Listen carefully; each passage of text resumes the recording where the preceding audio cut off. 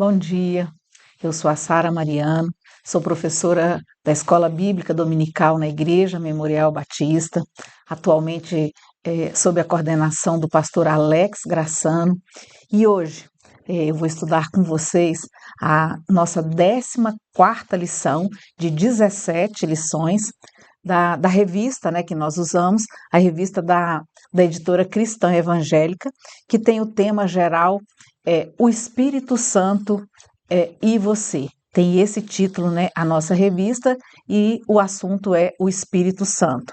E a lição de hoje trata especificamente sobre os dons de serviço. Nós veremos hoje 9 dons, que são denominados de serviço. Nessa etapa do nosso estudo, ela está voltada mais para os dons espirituais. E o nosso objetivo é compreender os princípios bíblicos, que orientam a ação desses dons na vida da igreja, e de forma mais específica. Hoje nós queremos aprender sobre esses 9 dons que eu mencionei, que são os dons de serviço e entender cada um deles.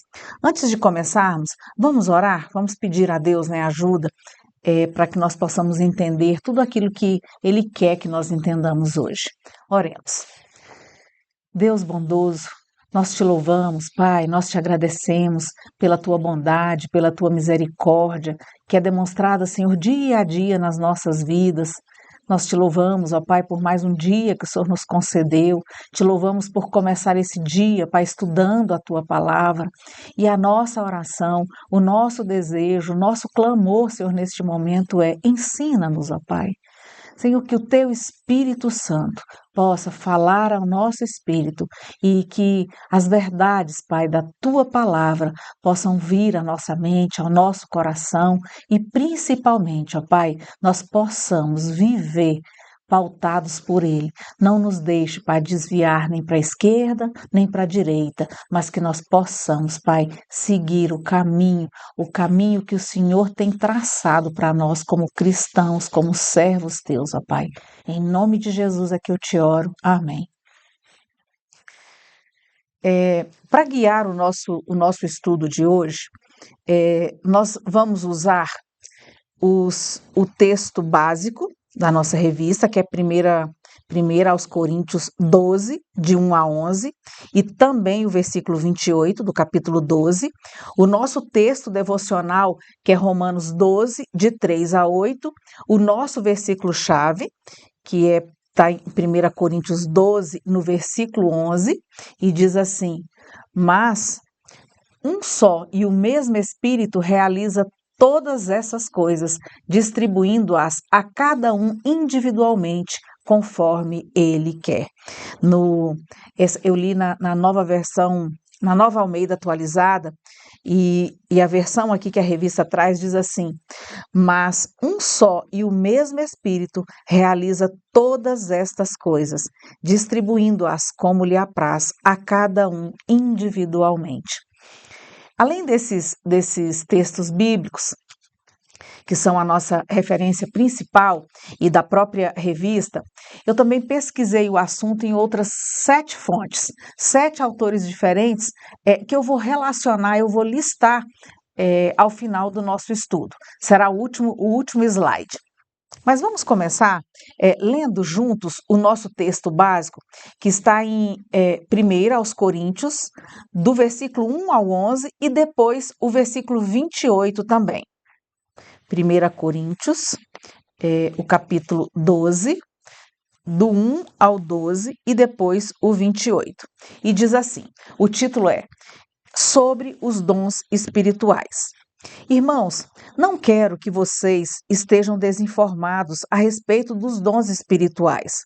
Vocês sabem que quando eram gentios, se deixavam conduzir aos ídolos mudos, conforme vocês eram guiados.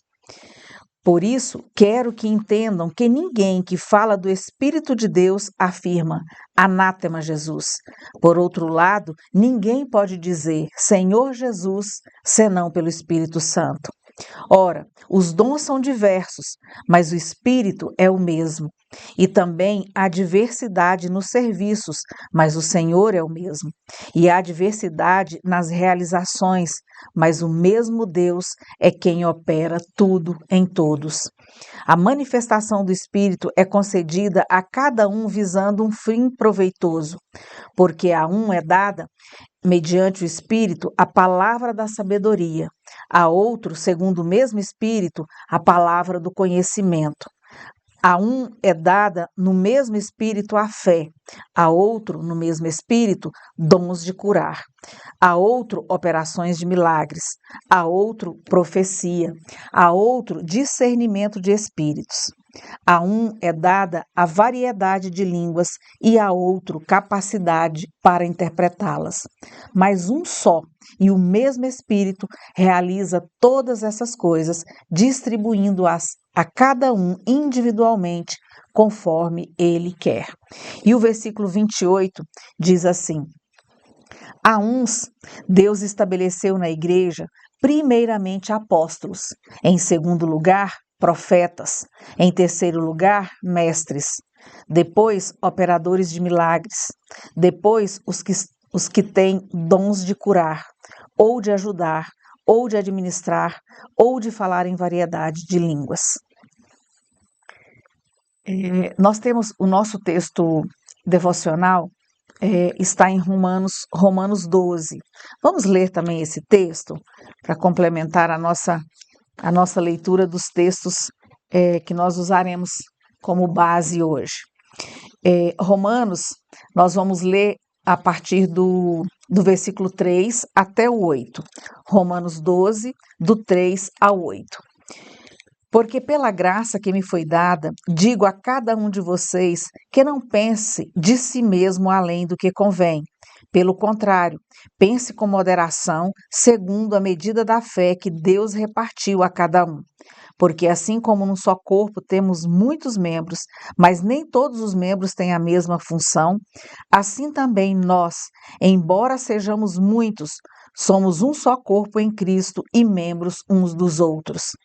Temos, porém, diferentes dons, segundo a graça que nos foi dada. Se é profecia, seja segundo a proporção da fé. Se é ministério, dediquemo-nos ao ministério. O que ensina, dedique-se ao ensino. O que exorta, faça-o com dedicação. O que contribui, com generosidade. O que preside, com zelo. Quem exerce misericórdia, com alegria. Vamos começar aqui no texto de 1 Coríntios 12, e o primeiro dom que nós vamos ver aqui no versículo 8, então 1 Coríntios capítulo 12, versículo 8, o primeiro dom listado aqui pela nossa revista, nós não vamos estudar todos os dons que está aqui no capítulo 8, mas o primeiro dom listado pela revista que a gente vai ver é o dom da palavra da sabedoria. Está aqui no versículo 8 de de 1 Coríntios 12. E ele diz, porque a um é dada, mediante o Espírito, a palavra da sabedoria. O dom da palavra da sabedoria um autor define como uma capacidade especial que Deus concede a alguns membros do corpo de Cristo para conhecer as coisas mais profundas do Espírito de Deus. E mais do que isso, mais do que conhecer nessas coisas profundas, para transmitir, uma capacidade para transmitir a outros como esse conhecimento deve ser aplicado em situações difíceis que surgem no meio do corpo de Cristo. Embora o dom aqui na Bíblia, né, seja dom da palavra da sabedoria, é comum nos referirmos a esse dom apenas como dom da sabedoria. E é assim que a nossa revista se refere a ele, é assim que ela relaciona o dom de sabedoria. E nesse sentido, vamos fazer diferença entre o dom de sabedoria e a sabedoria que está à disposição de todo cristão, referida em Tiago 1,5, que diz assim: se, porém, algum de vocês necessita de sabedoria, peça a Deus, que a todos dá com generosidade e sem reprovações, e ela lhe será concedida. Essa Aqui está falando de uma sabedoria vinda de Deus. Só que o dom, né, que fala aqui em 1 Coríntios 12, é algo diferente dessa sabedoria geral que está disponível a todos, né, que todo cristão, todo crente pode buscar e pode pedir a Deus. Aqui o dom que está aqui em 1 Coríntios 12 é uma manifestação especial concedida sobrenaturalmente pelo Espírito Santo a alguns crentes, porque o texto diz que é dada a alguns, não é a todos, né? Então não é essa sabedoria geral que está à disposição de todo cristão. Champlin afirma, né, um escritor, ele afirma que o dom da palavra da sabedoria compreende a habilidade, a habilidade de compreender e de transmitir as coisas mais profundas do Espírito de Deus, de compreender os mistérios cristãos, como também a capacidade de transmitir a outros esse conhecimento. Champlin amplia, né, e ele acrescenta que o dom não é somente uma habilidade especial de compreender coisas mais profundas do Espírito de Deus, mas também a capacidade e a necessidade de expressar essa compreensão. Ele ensina que palavra, né, o termo palavra no grego, logos, indica o poder da transmissão de ideias, de comunicar o poder conferido. Assim é que um crente fala a sabedoria, né? Com esse poder de transmissão de ideias. Embora eu entenda que tudo que a gente acabou de falar até agora sobre o dom de sabedoria pode, né, se referir a esse dom, um dos autores que eu li dedica uma explicação mais ampla e mais específica ao dom da palavra de sabedoria. Ele não a define, né, como o dom da sabedoria, ele não usa a expressão de modo geral. Ele se refere mesmo como está no versículo, o dom da palavra da sabedoria.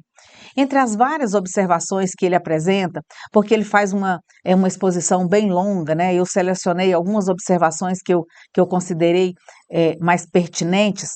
Ele começa afirmando que para compreender o dom da palavra da sabedoria, é importante distinguir entre 3 tipos de sabedoria que operam entre os homens: a sabedoria satânica, a sabedoria humana ou natural e a sabedoria divina.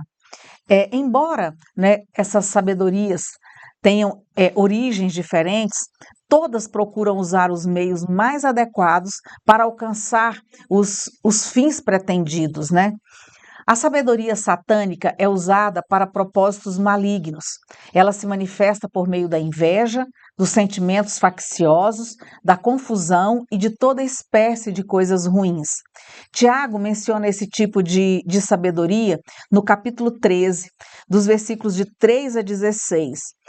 O versículo 14 diz assim: se pelo contrário, deixa eu ler o 13 também, para fazer mais sentido. Quem entre vós é sábio e inteligente, mostre as suas obras em mansidão de sabedoria, mediante a sua boa conduta.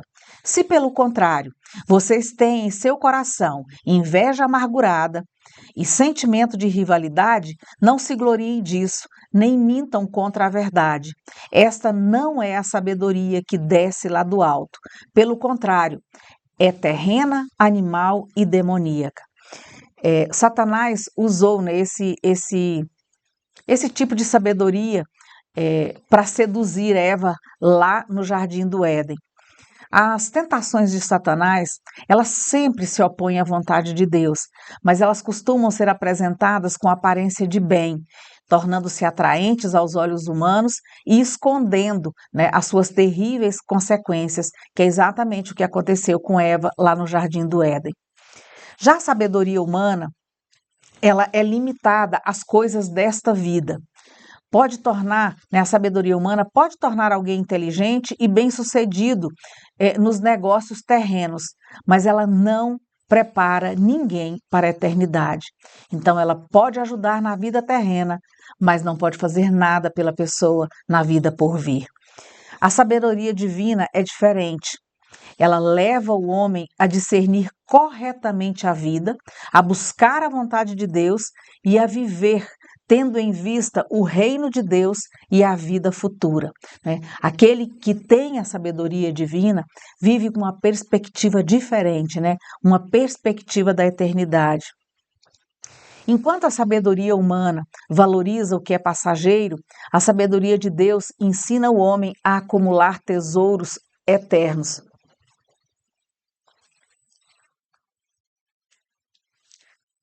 Mas o autor avança na definição do dom e diz: no entanto, o dom da palavra da sabedoria é uma manifestação especial, concedida sobrenaturalmente pelo Espírito Santo a alguns crentes, independente inclusive dos meios comuns de aprendizado.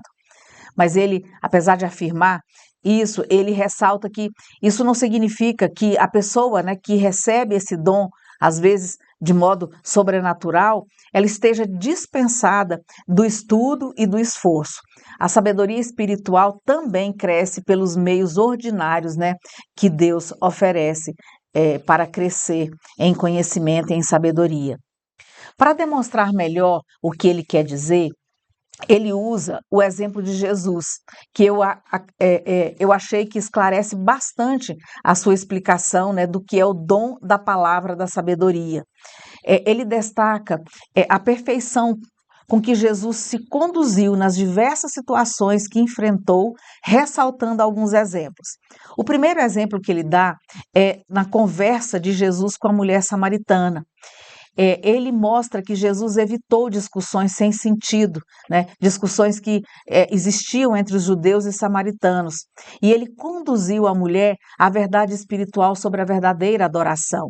Então, em vez de discutir, né, sobre o lugar correto de adoração, ela questiona sobre isso. Por meio da palavra da sabedoria, Jesus lhe deu uma resposta diferente, que a conduzia a uma verdade mais profunda. Que verdade foi essa? Deus é espírito e importa que os seus adoradores o adorem em espírito e em verdade. Esse é o versículo 24, né, do capítulo 4 de João, onde conta a história da mulher samaritana. Essa porta abriu. Essa resposta de Jesus abriu a porta, né, para que Jesus se revelasse à mulher samaritana como o Messias prometido. O outro exemplo, o exemplo que ele dá é Jesus diante do homem que desejava uma decisão sobre herança, né? Da multidão, esse homem pergunta para Jesus, mestre, não, ele chama Jesus, né? E ele diz, mestre, ordena a meu irmão que reparta comigo a herança. Ao respondê-lo, Jesus mostrou que veio trazer vida eterna e não repartir bens, né? Com a palavra da sabedoria, Jesus ensinou que a vida do homem não depende da abundância do que ele possui. Isso está lá em Lucas 12.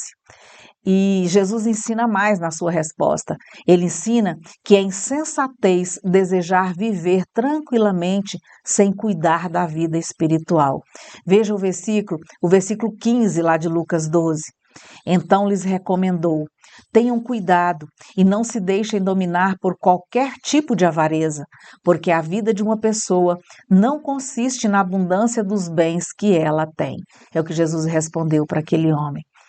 Também, outro exemplo que ele dá, que Jesus, né, usa o dom da palavra da sabedoria nas respostas que Jesus dá aos seus inimigos.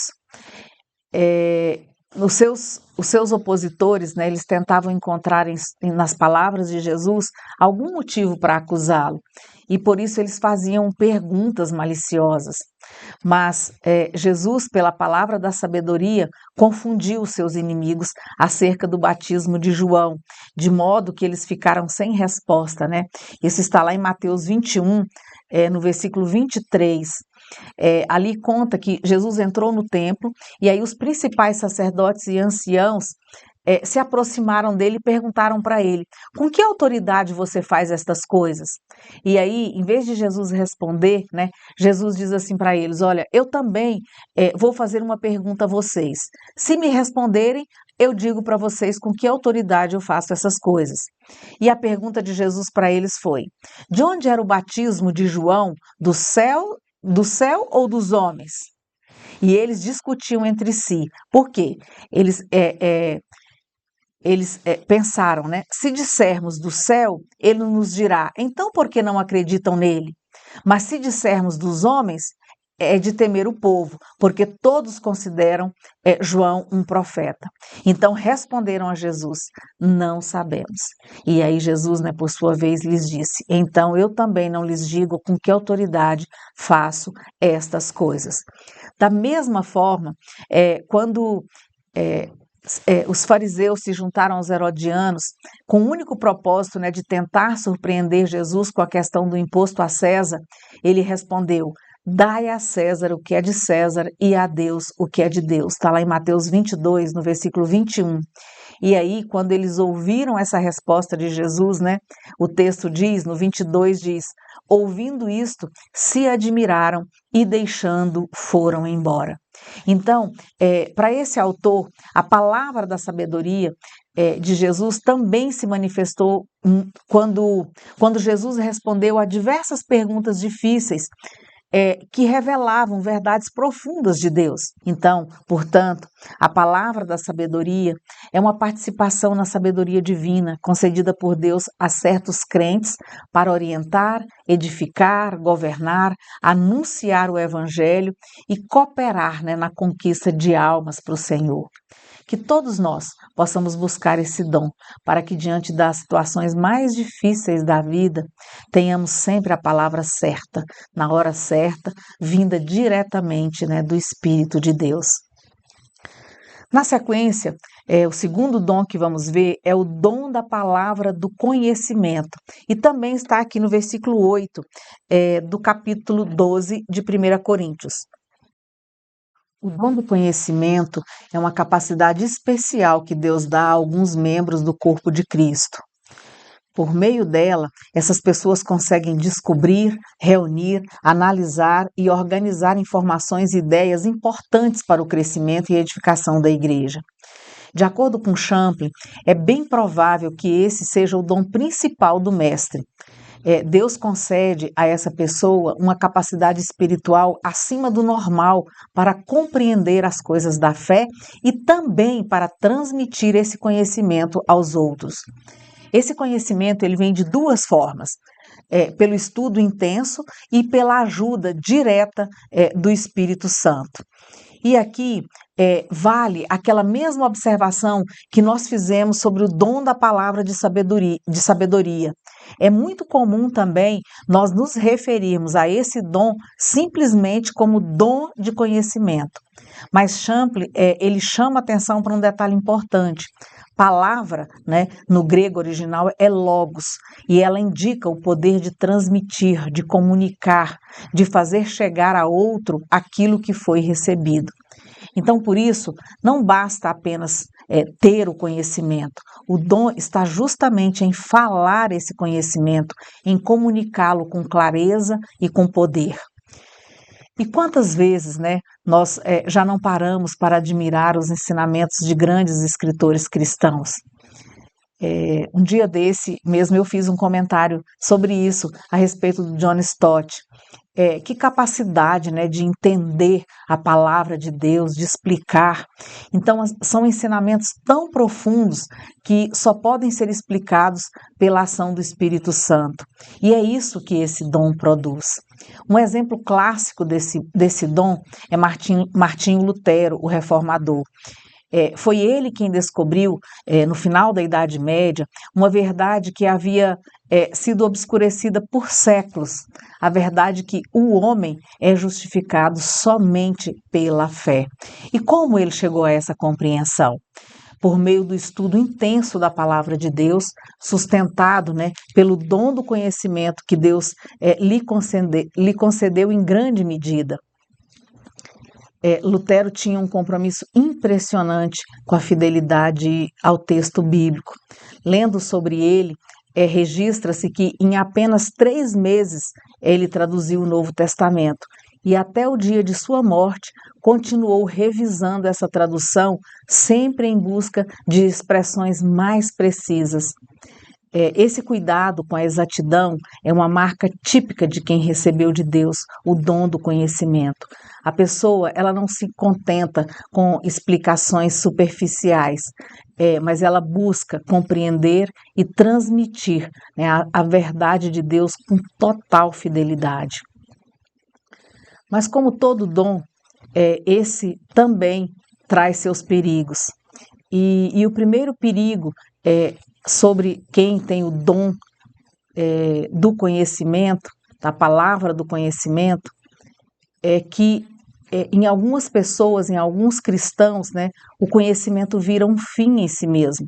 A pessoa, ela acumula conhecimento após conhecimento, informação atrás de informação, mas esquece de usar isso para edificar a igreja de Jesus Cristo. Segundo perigo é que, como geralmente essas pessoas, elas sabem muito mais do que as outras pessoas, então quem tem esse dom corre um grande risco, que é o risco do orgulho. Por isso, Champlin faz um alerta. Ele diz: o conhecimento é sim algo muito desejável, tanto que Deus concedeu um dom especial relacionado a ele. Mas esse conhecimento não vale absolutamente nada se não for guiado e exercido com amor. O terceiro dom na nossa lista é o dom da fé. 1 Coríntios 12, no versículo 9. A um é dada no mesmo espírito a fé. A palavra fé, no grego, carrega a ideia de fidelidade, de firmeza. Mas para entendermos bem esse dom, nós precisamos primeiro distinguir dois tipos de fé que a Bíblia apresenta.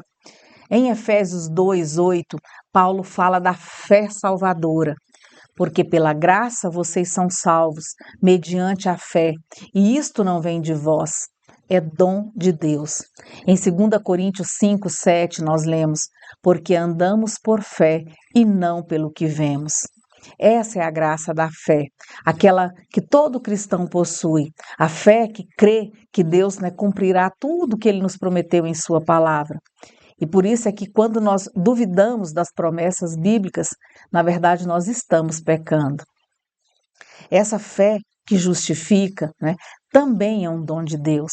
É o primeiro passo da conversão, quando a pessoa passa a confiar em Cristo e deseja se tornar semelhante a Ele.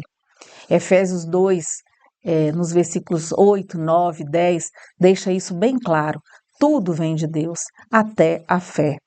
Ninguém consegue começar a crer sem a ajuda divina, mas essa ajuda está disponível a todo ser humano que a buscar. E por isso, essa não é a fé que Paulo fala aqui em 1 Coríntios 12, 9. Aqui em 1 Coríntios 12, 9, o foco não é a fé salvadora, necessária para a justificação, como nós vemos lá em Romanos 5, 1. O que está em foco aqui em 1 Coríntios 12, 9, é um grau elevado de fé, uma confiança extraordinária no poder e na misericórdia de Deus, capaz de operar milagres. Um exemplo clássico desse dom é a vida de George Miller. Ele vivia na cidade de Bristol, na Inglaterra, e durante muitos anos ele cuidou de milhares de órfãos.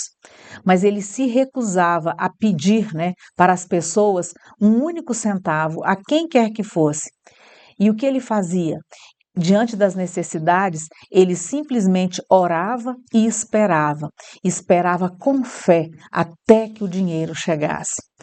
Quem quiser conhecer a vida de George Miller, vale muito a pena ler a biografia dele, um exemplo de fé para nós ainda nos dias de hoje. Enfim, nós podemos dizer que toda fé é dom de Deus, inclusive a fé salvadora que nos torna justos diante de Deus. Mas o dom da fé, citado aqui em 1 Coríntios, é algo diferente. É aquela fé miraculosa que se manifesta sobre alguns servos de Deus em momentos de crise e em oportunidades especiais, capacitando esses crentes a triunfar sobre tudo. O quarto dom da nossa lista de hoje é o dom de discernimento de espíritos e está no versículo 10 aqui do capítulo 12 de 1 Coríntios. a outro discernimento de espíritos. O dom de discernimento de espíritos é a capacidade especial que Deus concede a alguns membros do corpo de Cristo para discernir com segurança se determinado comportamento que aparenta vir de Deus tem de fato origem divina, humana ou diabólica. Esse dom ele faz parte da provisão de Deus para proteger os cristãos do engano. Em alguns crentes, esse dom se manifesta em um nível natural, dando, a capacidade de distinguir a verdade do erro. Em outras pessoas, ele se manifesta em nível sobrenatural, capacitando-os a enxergar as raízes da verdade ou do engano. A palavra discernimento, do grego, ela reúne várias ideias. A ideia de ver, de considerar, examinar, compreender, ouvir, julgar de perto. A Bíblia nos alerta que muitos falsos profetas e enganadores, eles surgiriam dentro e fora da igreja e que nos últimos dias, essa atividade se intensificaria. O próprio Paulo escreveu que Satanás se transforma em anjo de luz e que seus ministros se disfarçam de ministros da justiça, lá em 2 Coríntios 11. Billy Graham, o grande evangelista, ele chegou a afirmar que sabe que centenas de líderes religiosos ao redor do mundo não são servos de Deus, mas servos do anticristo, lobos em pele de ovelha, joio e não trigo.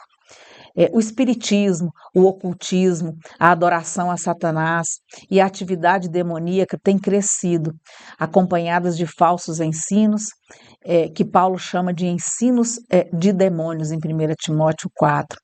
Diante disso, de toda essa realidade, nós precisamos perguntar: como saber quem é verdadeiro e quem não é?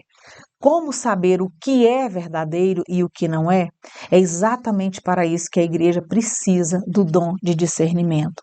O apóstolo João, ele advertiu na sua primeira carta, no capítulo 4, versículo 1, amados, não deis crédito a qualquer espírito, antes provai os espíritos se procedem de Deus, porque muitos falsos profetas têm saído pelo mundo afora. Em outras palavras, cabe aos crentes testar os espíritos e as doutrinas que circulam, comparando-os sempre com o padrão da palavra de Deus. Então, isso todo cristão deve fazer. Mas existem pessoas a quem Deus concede uma capacidade extraordinária para esse discernimento. Quem possui esse dom, muitas vezes, consegue perceber a diferença entre o que vem de Deus e o que não vem. Reconhece ensinos e mestres falsos e tem uma sensibilidade quase misteriosa, para identificar hipocrisia, superficialidade e mentira. Foi esse dom que levou Pedro a reconhecer a hipocrisia de Ananias e Safira, que mentiram, sobre o valor de uma propriedade vendida. Paulo também advertiu em 1 Timóteo 4:1, nos últimos tempos alguns apostatarão da fé por obedecerem a espíritos enganadores e a ensino de demônios. Um autor diz que esse dom capacita o crente a perceber e distinguir entre espíritos bons, que anjos ou o próprio Espírito Santo, espíritos maus, que são demônios, e espíritos meramente humanos. Então, vale lembrar que em qualquer igreja, onde os dons espirituais são exercitados, e isso deve acontecer em todas as igrejas, o dom de discernimento de espíritos precisa estar em funcionamento. E é importante a gente também deixar claro, para finalizar, que esse dom, que ele não é um dom para julgar pessoas com suspeita ou condenação, mas é uma ferramenta de proteção dada por amor para que a igreja permaneça firme na verdade em meio a um mundo cheio de vozes e de influências contrárias a Deus e de vozes falsas. O quinto dom é o dom de ministério, e esse está em Romanos, no capítulo 12 de Romanos, que nós já lemos, no versículo 7. Se é ministério, dediquemo-nos ao ministério, é o que diz o versículo. A definição do dom de ministério, ela não é tão precisa nas escrituras, mas no sentido geral, né, ela aponta para uma capacidade de ajudar os outros naquilo que for necessário para que determinadas tarefas sejam realizadas para Deus. Nós podemos também notar que as traduções da Bíblia variam aqui. Olha, enquanto a Almeida, Revista e Atualizada, usa a palavra ministério, as versões Nova Almeida, atualizada, e a Nova Versão Transformadora, elas optam pelo termo servir. Isso já nos dá assim, uma indicação, né, importante sobre a essência desse dom, que é o servir. Alguns estudiosos entendem que o texto está se referindo especificamente ao ofício dos diáconos. De fato, o ofício dos diáconos está aqui incluído, mas as funções descritas, né, neste versículo parecem ser bem mais amplas do que apenas a atuação diaconal. O dom de ministério se aplica tanto ao serviço físico quanto ao serviço espiritual. Um outro autor que entende esse dom como dom de serviço, ele define assim esse dom: é a capacidade especial que Deus dá a alguns membros do corpo de Cristo para reconhecer onde se engajar diante de uma tarefa a ser realizada e como usar os recursos disponíveis para alcançar os objetivos desejados. Vários autores fazem uma distinção importante. Eles fazem uma distinção entre o dom de ajuda, os que fazem essa distinção dizem que, normalmente, o dom de ajuda ele é direcionado a uma pessoa específica, enquanto o dom de serviço é voltado para grupos, para instituições. Quem tem esse dom, né, ele enxerga as coisas práticas que precisam ser feitas e simplesmente as faz. Na prática, essas pessoas elas apoiam, servem, auxiliam e estimulam, né, os irmãos que atuam em outras áreas, dando-lhes todo o suporte necessário para que o ministério da igreja seja realizado com excelência. Quem tem esse dom são pessoas que talvez não estejam, né, nos holofotes do ministério, mas sem elas nada funcionaria direito. Por trás de um culto bem organizado, de cada evento que acontece sem imprevistos, de cada necessidade prática suprida na igreja, normalmente há alguém com um dom de ministério trabalhando. Muitas vezes, né, e na maioria das vezes, essas pessoas trabalham de forma silenciosa, mas absolutamente essencial para que o corpo de Cristo funcione como deveria. Nós vamos para o sexto dom, que é o dom de governo. O dom de governo, ele aparece em Romanos 12, 8 e 1 Coríntios 12, 28. Em Romanos 12, aparece o que preside com zelo. Em Romanos 12, 28, nós lemos: a uns estabeleceu Deus na igreja, depois dons de governos. O único texto em que esse dom, né, é especificado como dom de governo é aqui em 1 Coríntios 12, no versículo 28. Então aqui, só nesses dois textos, né, já foi possível notar que as diferentes traduções da Bíblia usam palavras distintas para esse mesmo dom. E as palavras que são usadas e que muitos entendem que é o mesmo dom é governo, liderança, preside e administração. Todas essas palavras, né, esses termos, eles apontam para a mesma realidade.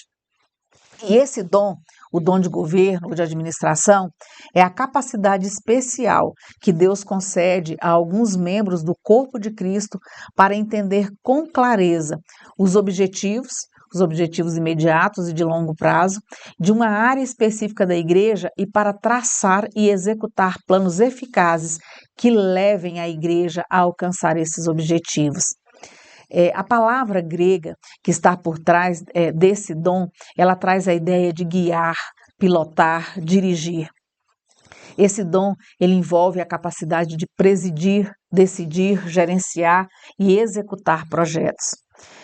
Esse é um dom essencial, né, para todo tipo de liderança na igreja, desde a diretoria até os líderes de departamentos e ministérios.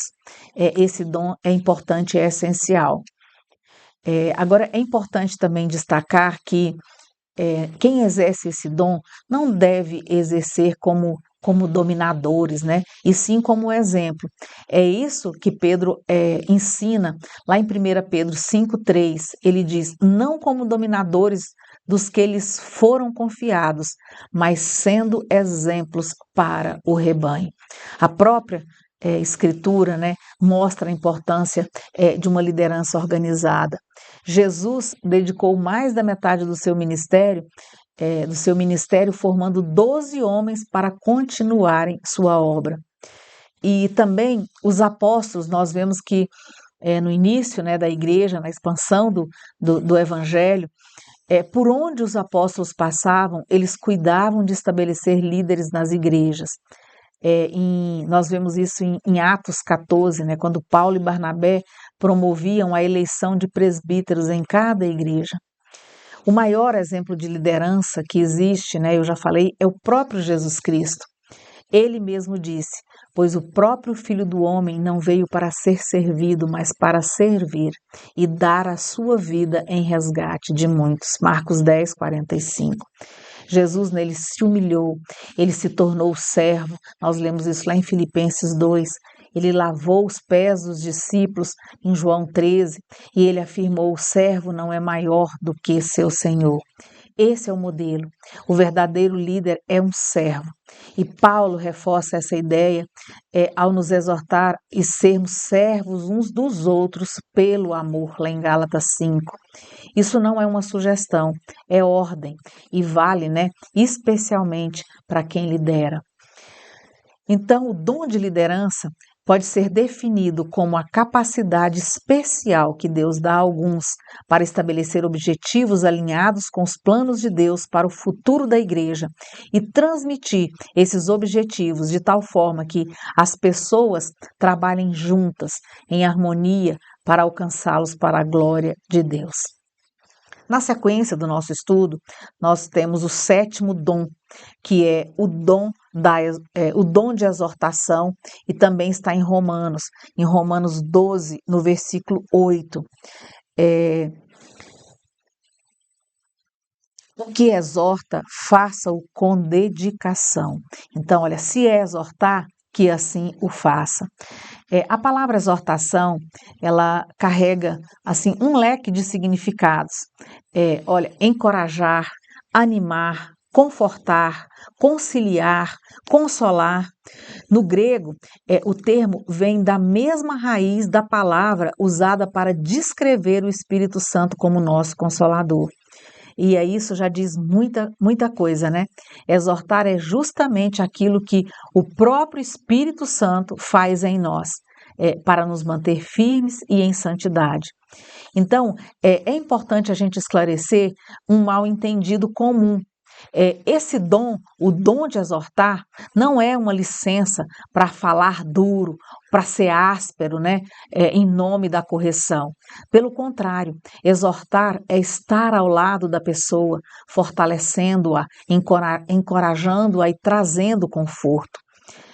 O dom da exortação, ele pode se manifestar de diferentes formas. Ele pode ser exercido publicamente, né, do púlpito, publicamente, como nós vimos Paulo e Barnabé lá em Atos 14, quando ele encoraja ali os irmãos. Pode acontecer à distância, por meio de cartas, como Paulo faz também várias vezes, né? Fez em Romanos 12, 1-2.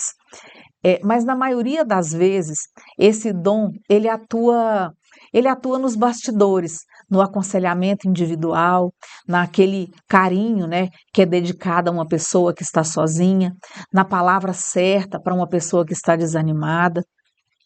E o dom da exortação, então, ele pode ser definido como aquela capacidade especial que Deus dá a certos membros do corpo de Cristo para ministrar palavras de consolo, palavras de ânimo, de encorajamento e conselho a outros membros, de tal forma que essas pessoas se sintam verdadeiramente ajudadas e curadas.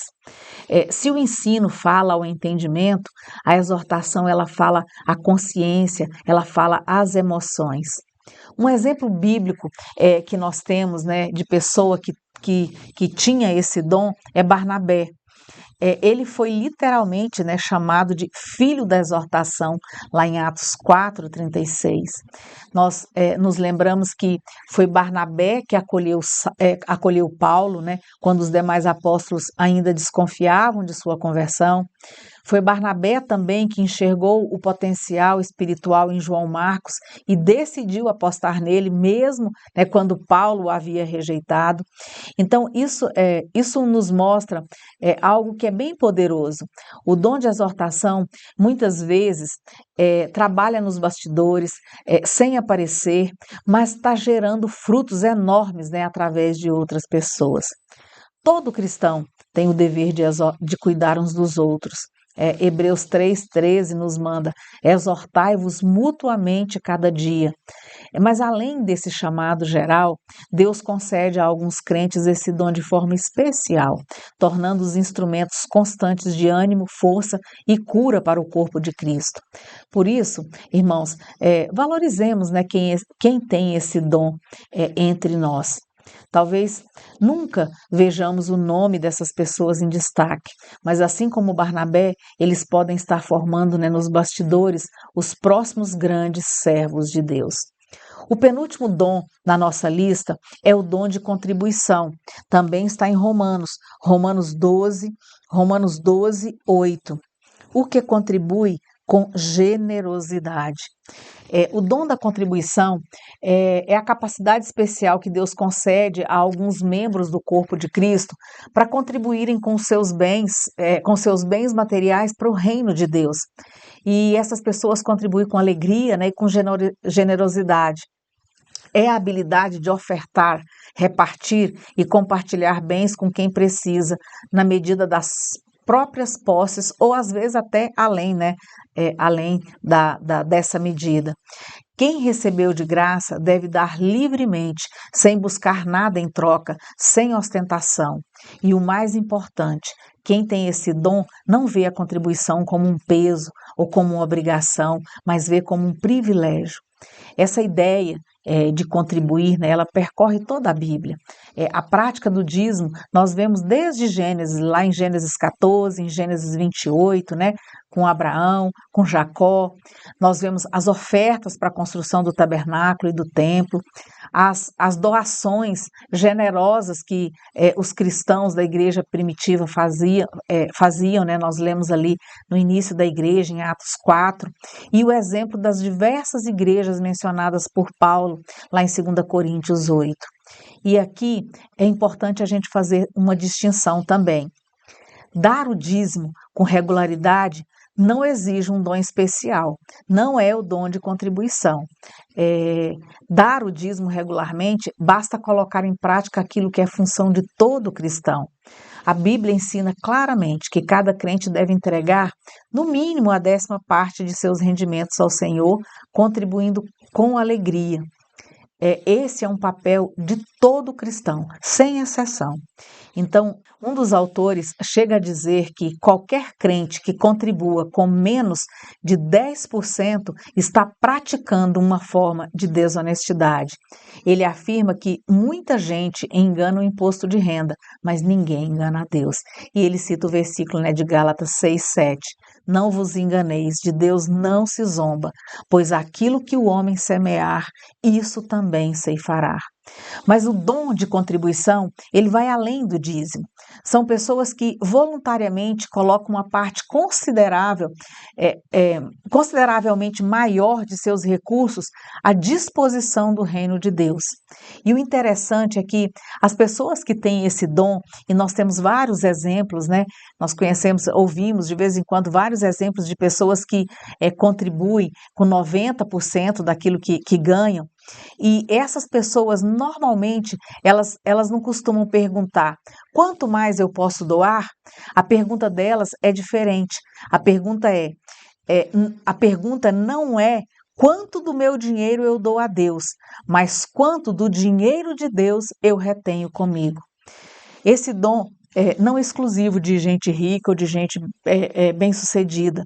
Paulo elogiou os crentes da Macedônia que doaram, né, a partir da própria pobreza, lá em 2 Coríntios 8.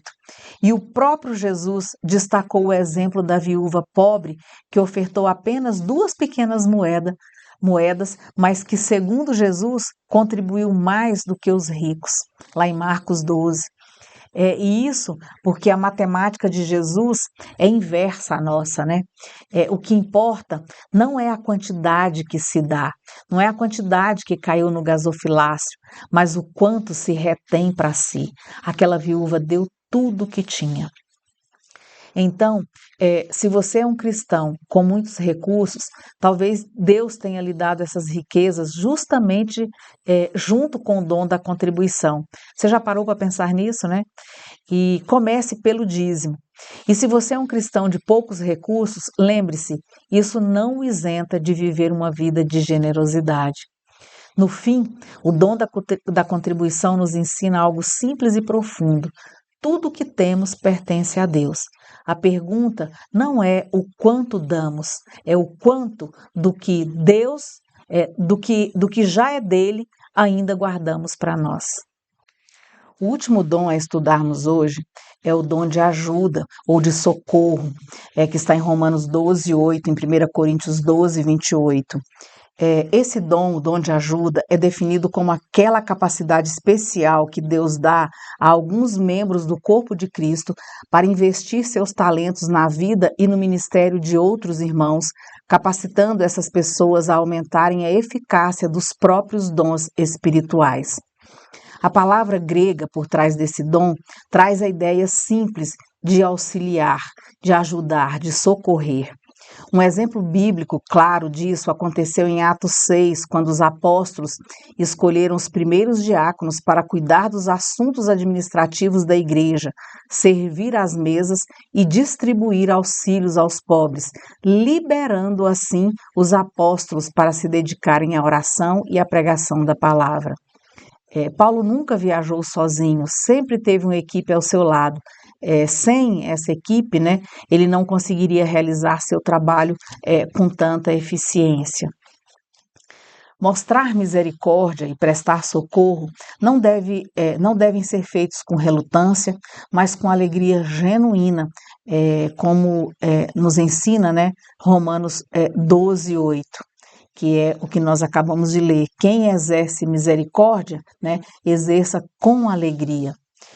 Afinal, se o nosso Deus é misericordioso, é natural que o seu povo também seja.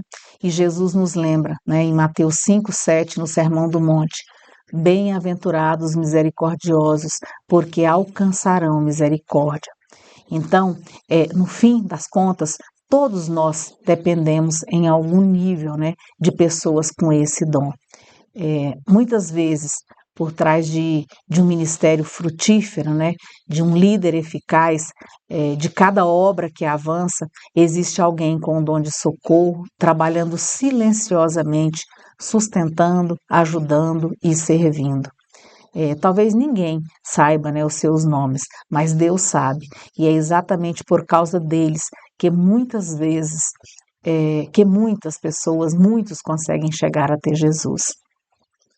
Nós chegamos ao final do nosso estudo de hoje, e diante de tudo que nós estudamos, os dons, o dom da palavra da sabedoria, o dom da palavra do conhecimento, fé, discernimento de espíritos, contribuição, ajuda, governo, exortação e ministério, fica claro, né, que do ponto de vista das provisões de Deus, a igreja é completa.